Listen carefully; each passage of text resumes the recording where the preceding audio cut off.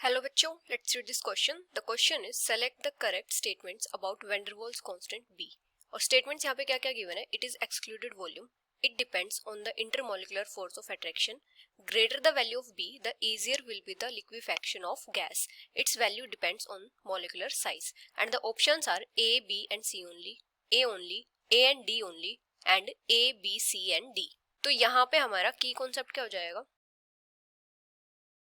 अगर हम बात करें van der Waals constant B की सिग्निफिकेंस की, significance of van der Waals constant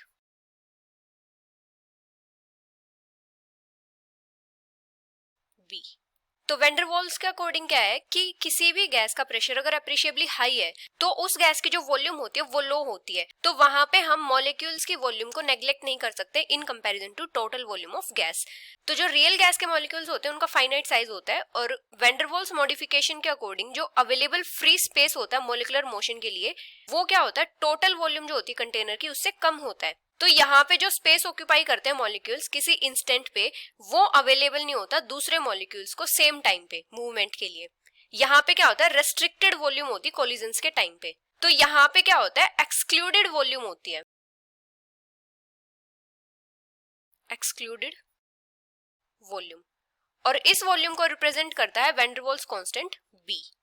जैसे हमारे पास यहाँ पे एक पेयर है इस टाइप से गैस के मॉलिक्यूल्स का, इनके बीच में डिस्टेंस है 2r. अभी यहां पे क्या है, मतलब रेस्ट्रिक्टेड रीजन है ये, restricted volume during collision between them.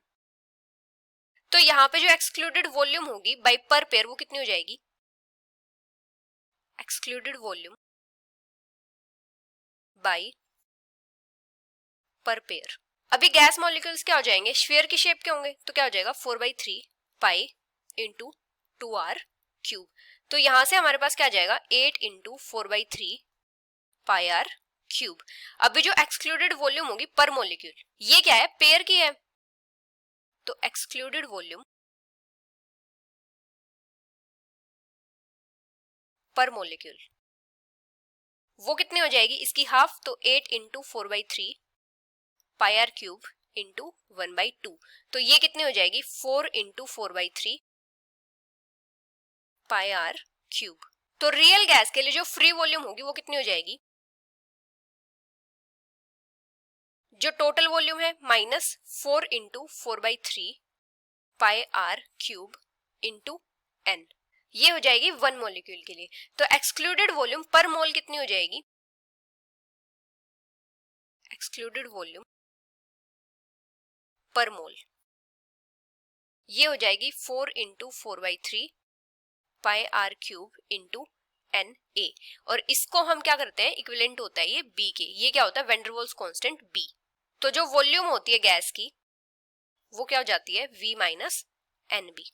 तो जो van der Waals constant B होता है ये रिप्रेजेंट करता है एक्सक्लूडेड वॉल्यूम.